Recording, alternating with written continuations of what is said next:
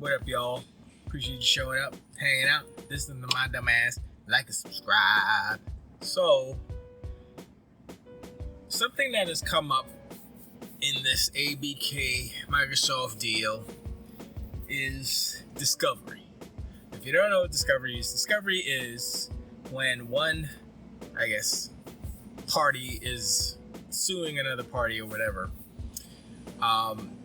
The parties in question that are in the suit have the option or ability or right to discovery, meaning they can get into some otherwise classified documents of said opponent or plaintiff or what however it works out in order to present or back up their case. Basically, if somebody accuses you of something, then the person you're accusing has the right to look in your stuff to prove that you're lying or whatever, And so it happened both ways. So Microsoft asked Sony for some discovery documents, a lot of discovery documents. And Sony was like, no, you can't have that. No. Because they don't want to give out all their secrets, right? Which is fine. This is a lot of secrets and all this. There's industrial espionage and all that stuff, But, Sony's out here blabbing their mouth. They're not even part of the actual litigation. But they're sticking their nose where it don't belong. So guess what? You asked for it. Boom, right? So Microsoft asked for those. And the FTC said, sure, we want a lot of that stuff. Let's go. But the FTC also said, Microsoft, we need some stuff from you too. And here's the thing. And this happened last generation. Well, not last generation, but the beginning of this generation. Before the consoles launched, it was leaked that the Xbox would have a cheaper console, a cheaper offering. And that kind of messed up, I think, the surprise. Because that way, it was leaked that they would have... the price for the Xbox Series X was leaked. That's what it was. It was leaked at $499. And what I believe is that Sony wanted to charge probably $599, but $549, something like that. But they saw the leak and what the Xbox was, and they lowered their price to match, right? Because they could. And then they had the cheaper price, $399, all digital. Now, if Sony wasn't privy to that leak, right? And they didn't know that the Xbox was going to be $499, then they would have probably come out with what they are now. They literally increased the price of the console to what they wanted to get in the beginning, basically. This is what I think. And so it would have been $550, and the Xbox would have came out $499, let's go, and then it would have been a kind of totally different story. Oh, it's more powerful and it's cheaper? It would have been a reverse of last gen, right? Probably not, but whatever. It would have helped. And so now the same thing's kind of happening because the FTC is asking for information on the next generation Xbox. Like when it's going to release. I don't know if they want a price or whatever. Probably they want all the deets, right? And so I'm like, that's not right. If Microsoft has to give that information, then Sony has to give the same, because that gives an unfair advantage to Sony. If you're say, oh, this company A is going to charge this and this and that, then they can say, oh, we should be cheaper or we should be doing this. They can counter the strategies. And that's what Sony has always been doing. They've always been reactive. They've never been proactive. Always reactive. Sometimes their plans kind of fall by their luck, like the PS4 generation. It just happened that, oh, yeah, we're good, because they're so bad. But now when Microsoft is serious and they have the money to do things like lose money on every console and all that stuff, and Sony doesn't want to do that. Sony wants to be like Nintendo, make money on everything. So I think it's an unfair advantage. Should they give them the documents? I want to know why they want the release date time frame of the next generation console. It doesn't make any sense to me, because if they're offering 10 years, right? They're offering a 10-year deal for PlayStation when they get the deal closed. So let's say it happens towards the end of this year. So 2024 would be the first calendar year of freaking Call of Duty on PlayStation for 10 years. They have until 2034. There's going to be more consoles after that. So this would cover this generation of console and part of next generation of console at least. Now, like I said before, they could put in a clause or stipulation that, oh yeah, after the contract is done, after the 10 years is done, you come back and renegotiate, maybe at, you know, a 2-year or a 5-year increment. That sounds like, yeah, let's go. But you know, Sony's on some stuff. I was about to curse. Sony's on some stuff, and it makes sense, but it is not a good look, and it's not a good look for the industry as a whole. And it makes me feel like, I mean, I already know they don't care about gamers. You know, let's be real. Because they don't have a gamer in charge. If there was a gamer in charge, then he could understand and he could sympathize with the gamer. But if you have a businessman in charge whose only concentration and focus is to make money, who cares about feelings? Who cares about the feelings of these kids and these grown-ass adult kids playing these games? Games are for kids. Who wants that?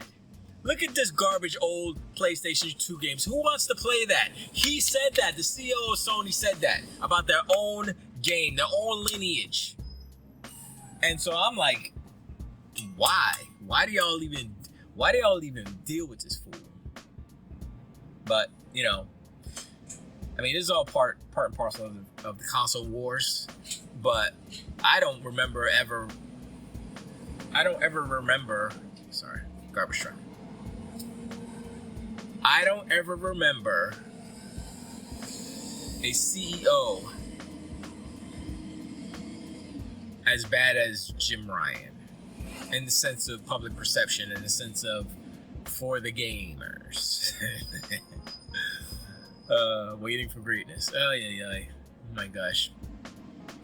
But I mean, the whole FTC for the discovery of Microsoft's deets for the next Xbox console and stuff, and their plans for cloud and all that stuff. I mean, I understand some of that information, sure, but honestly, none of it makes sense or is relevant, because cloud is not a industry. Cloud gaming is not an industry. Cloud gaming is part of video games, of the video games industry. It's a very small part. It's a very insignificant part. I used it once or twice just to see, let's see how it works. It didn't work that well. It was bad, but I had a bad connection. I had a bad phone, so it's all good. But eventually, it will get good enough where you can whip out your phone and boom, and cloud game some stuff, some games, and it'd be okay. We're not there yet, but it's just a matter of time before these speeds get so fast that, you know, you can do 720 1080p no problem, you know, encoded and all that stuff. If they do the AVI, which is a lighter weight codecs, then that would be even better. But anyway, I don't know how relevant those things, that discovery that the FTC wants from Microsoft is. Like I said, I don't think it's that important. But I don't want Microsoft to find themselves in the same position that they were last generation, where Sony gets an advantage because of a leak, because they found out how much the price is. Boom. What Microsoft should do, and they've been very sly and slick and smart this generation, which I believe that they're going to, hopefully they can continue, and they realize that these leaks are damaging them, they're hurting them, so they can internally have a couple of different code names or subsets or whatever. You can say, we've got a $5.99 Xbox coming, and then we got a $4.99 Xbox, and that's it, right?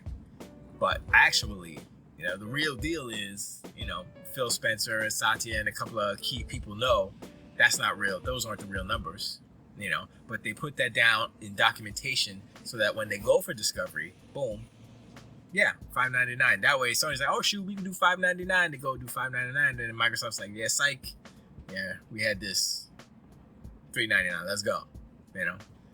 And that's kind of the moves you got to do in business. That's business since capitalism started. You know, Ford versus Chevy, or Ford versus Tesla, or whatever, or Bell versus, I don't remember. Tesla had a rough time, but you know, there's a lot of spycraft, if you want to put it that way. And it's interesting. But when a corporation like Sony gets the advantage, I mean, for me, I feel like Sony is the bully of the video game industry right now. Mainly because of how they treat developers, how they treat indie developers specifically on their platform. Many developers have come out and said, yeah, they don't care. You can't find our stuff. Plane. That's a helicopter. Anyway, yeah, devs are like, yeah, they can't find our stuff. It's hidden. You got to be the cream of the crop, or you got, whatever. You got to be in bed with Jim Ryan in order to get on the front page, or whatever. It's a shame. And then they say the exact opposite about Game Pass and say, yo, Game Pass is great. Word of mouth, people playing it, and they say, yo, this game is crazy. Just drop on Game Pass. It's free. Let's go. It's not free, but you know what I'm saying? And it's good, blah, blah, blah.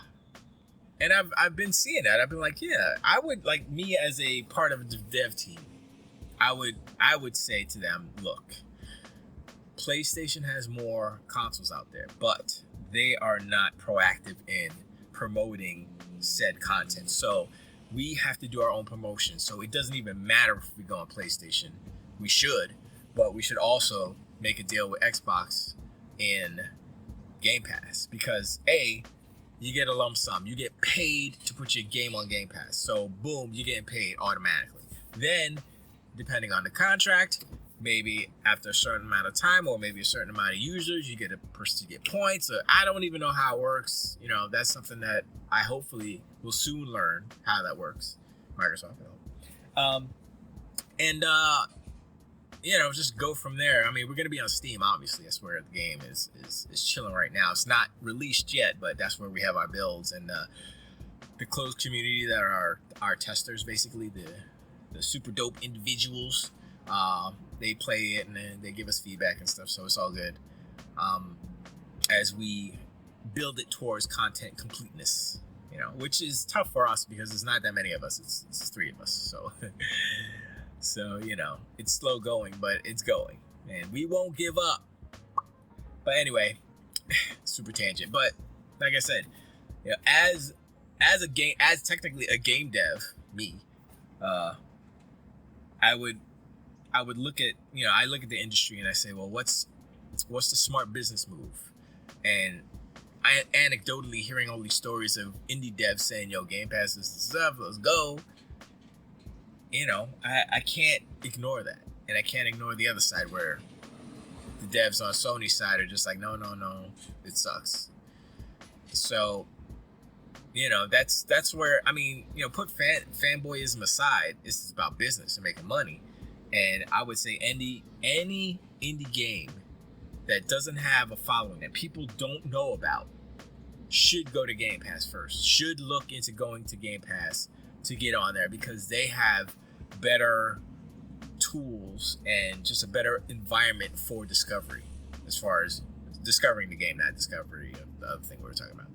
So, that's something to think about when you're cheerleading and you're doing all these things. Put yourselves into the shoes of developers, or put yourselves in the shoes of different people that kind of canvas the whole industry, the whole spectrum of the industry, not just us fanboys, not just game players, not just streamers or whatever. The other people, the devs, the people who have to work at studios and make these games. How is it for them working with Sony, working with Microsoft, working with Apple, working with Nintendo? So that's all I wanted to say real quick. But let me know in the comments as far as the which platform you think is more indie friendly. I already told you what I think.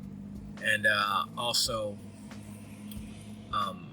the whole FTC lawsuit thing, the whole discovery thing, do you think it's fair that they're asking for particular things that would in turn help Sony in the next generation launch, getting some details about their next generation system? So let me know what y'all think. I appreciate y'all. I'll see y'all on the next one. Take it away.